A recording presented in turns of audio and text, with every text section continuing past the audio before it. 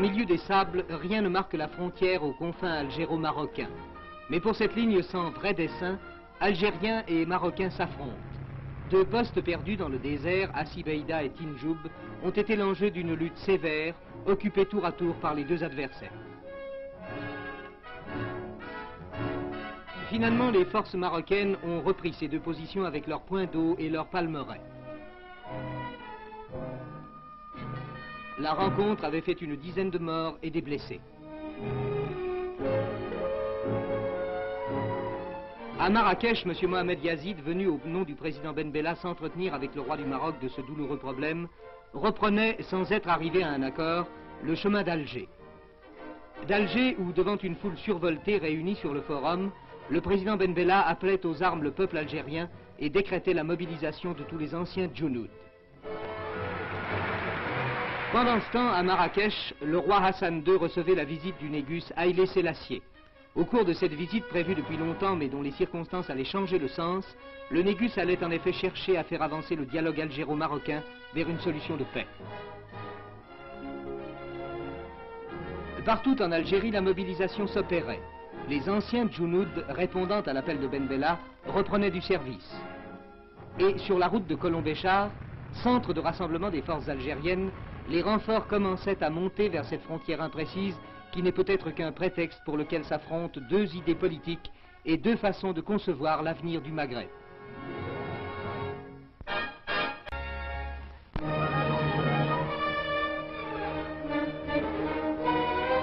Assibeïda reste le point névralgique du conflit algéro-marocain. Le point d'eau et la minuscule palmeraie sont occupés par l'armée royale marocaine qui, sous le commandement du général Driss, affirme avoir nettoyé la région des éléments algériens. Les Marocains ont fait prisonnier 4 officiers égyptiens. Intervention égyptienne, dit Rabat, simple mission d'assistance technique, répond Alger. Mais à la suite de tels incidents, le ton a monté au Maroc. Dans les rues de la Médina de Marrakech, une foule a manifesté contre Ben Bella à l'heure où le roi Hassan déclarait « Le Maroc n'est pas l'agresseur, il est certain de son bon droit ». Ces paroles ont naturellement trouvé un écho dans la population qui a fait de Marrakech à Mogador un triomphe à son souverain. En écho et dans tous les...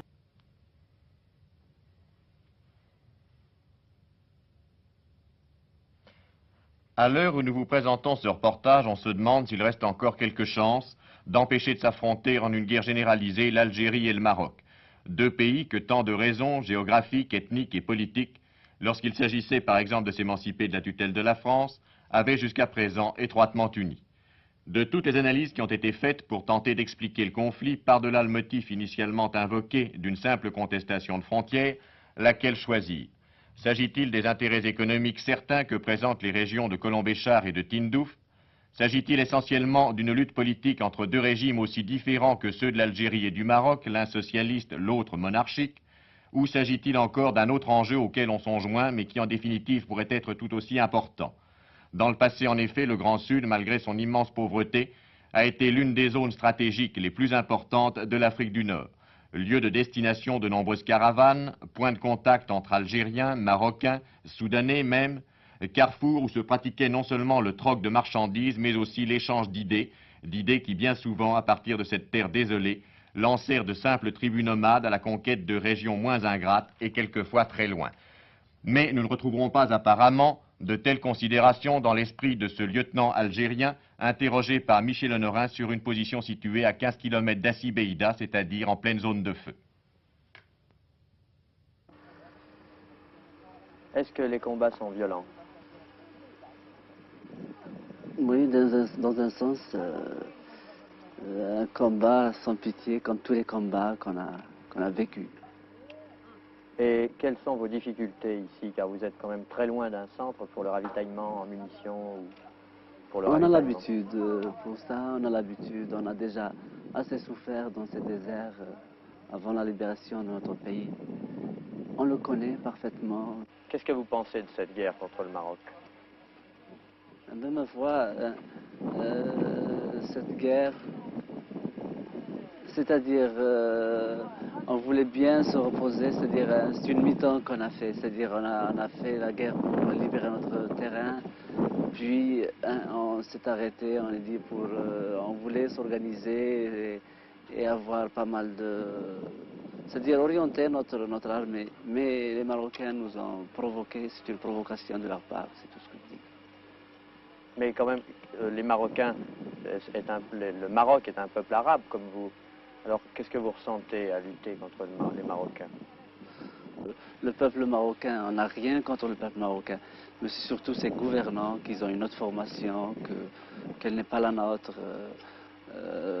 Nous Algériens, qu'on veut ouvrir toutes les frontières et faire un Maghreb arabe, ils ne se limitent pas à Tindouf ou à...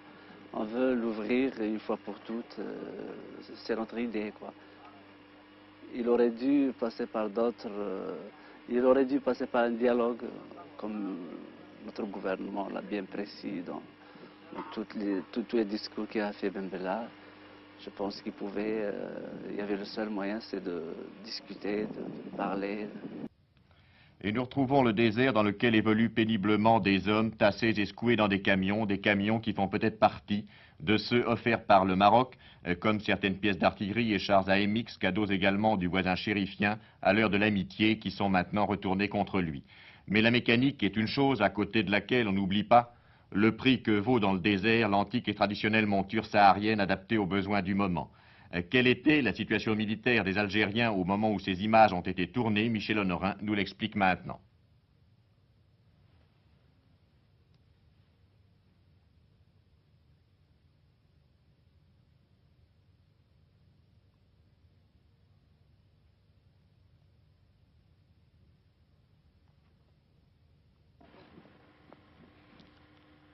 Le front, c'est ici, nous y sommes, et le Maroc, c'est derrière, paradoxalement. Mais pourquoi le Maroc est-il derrière nous et que les Algériens sont tournés vers leur pays? C'est que les Marocains tentent un mouvement de tenaille vers la gauche, donc vers le nord, et que les Algériens résistent à la poussée marocaine. Les Marocains sont très nombreux, ils sont un peu partout, en face, derrière, et les soldats algériens sont répartis tout au long de cette vallée, gardant les points d'eau, de façon à faire des combats très difficiles pour les Marocains. Voilà la situation sur la frontière. Je vous répète que nous y sommes. Le Maroc est très près et les Algériens, l'armée nationale algérienne, résiste pour l'instant à une tentative de poussée marocaine vers l'intérieur du territoire algérien.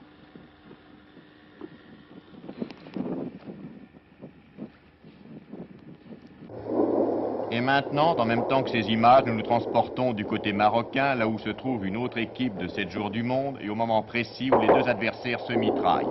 Écoutez. Un peu plus tard, Michel Colomès recueillait à son tour l'opinion de combattants marocains.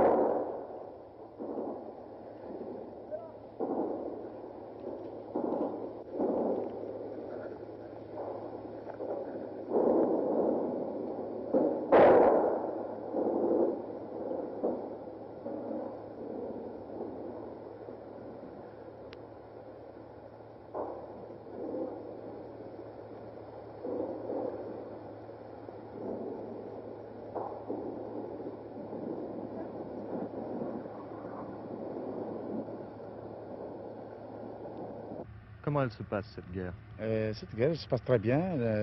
Nous sommes gonflés, nous sommes prêts à défendre notre territoire et nous sommes prêts à défendre le pouce de notre terre, n'est-ce pas, pour que les Algériens ne s'approchent pas de notre territoire national.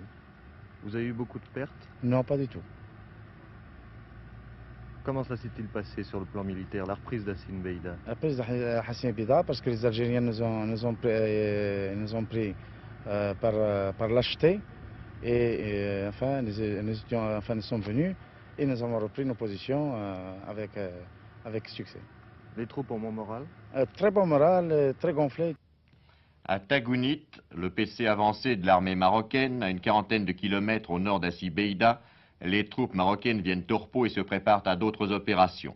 Michel Colomès y a rencontré un colonel marocain qu'il va questionner à son tour.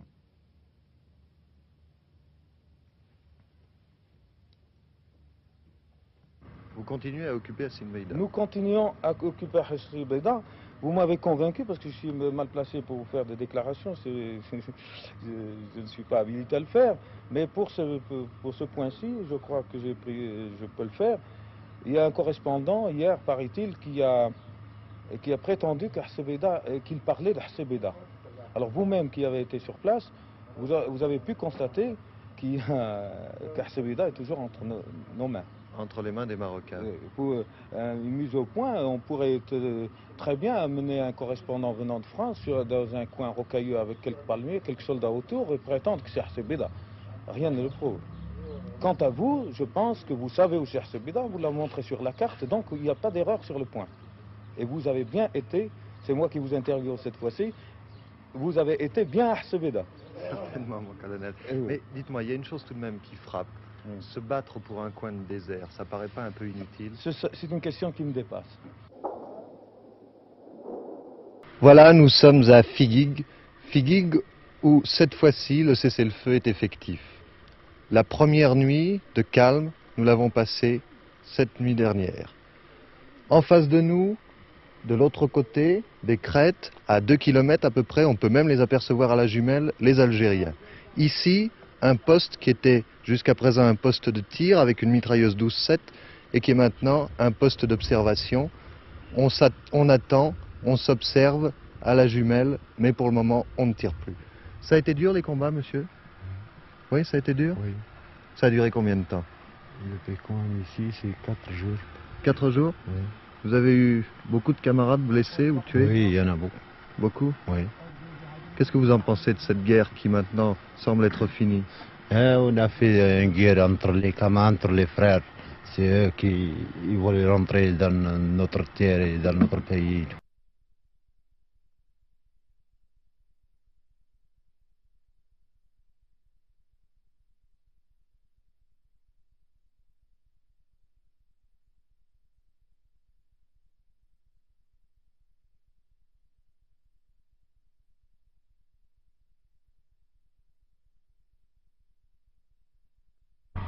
Vous étiez depuis combien de temps dans l'ANP? Et je suis engagé le 28. 28 octobre? Oui. Pour la guerre alors? Oui. Qu'est-ce qu'on vous a dit lorsque vous êtes engagé? Ils n'ont rien dit, mais on a entendu dans le poste que le Maroc veut prendre le Sahara. Les Algériens ne veulent pas. La conférence de Bamako a réussi, du moins a-t-elle abouti à une signature. Le roi Hassan II et le président Ben Bella, accueillis tour à tour par le président du Mali, Modibo Keïta, et le Négus, devaient parvenir, grâce à l'intervention de ces derniers, à un accord de cessez-le-feu. Après 2 jours de négociations au cours desquels les 2 adversaires refusèrent d'abord de se rencontrer, l'action des 2 médiateurs fit prévaloir une formule qui pouvait obtenir l'assentiment du Maroc et de l'Algérie. C'est donc cette formule que signèrent Ben Bella d'un air grave, le roi Hassan d'un air souriant. Et ce fut la première poignée de main. Entre-temps, les forces marocaines avaient repris au nord de Tindouf le poste d'Oum El Achar occupé par une unité algérienne. Les adversaires laissèrent sur le terrain des morts et des blessés et 40 Algériens furent faits prisonniers avec leurs armes. D'autres actions du même genre devaient se produire bien après l'heure fixée pour le cessez-le-feu. Et le nom de Figuig, situé en terre marocaine, emporté par les Algériens puis reprise par les Marocains, a fait peser pendant 3 jours une nouvelle interrogation sur la fin des combats.